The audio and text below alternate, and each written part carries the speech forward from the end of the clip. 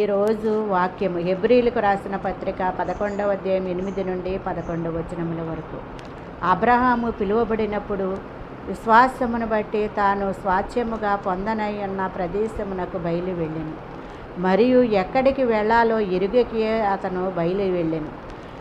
ఆ విశ్వాసమును బట్టి అతడును అతనితో ఆ వాగ్దానమునకు సమాన వారసులైన యాకోబు ఇస్సాకు అనువారును తమ గుడారములలో నివసించుచు వాగ్దత్త దేశములో పరవాసులయ్యిరి.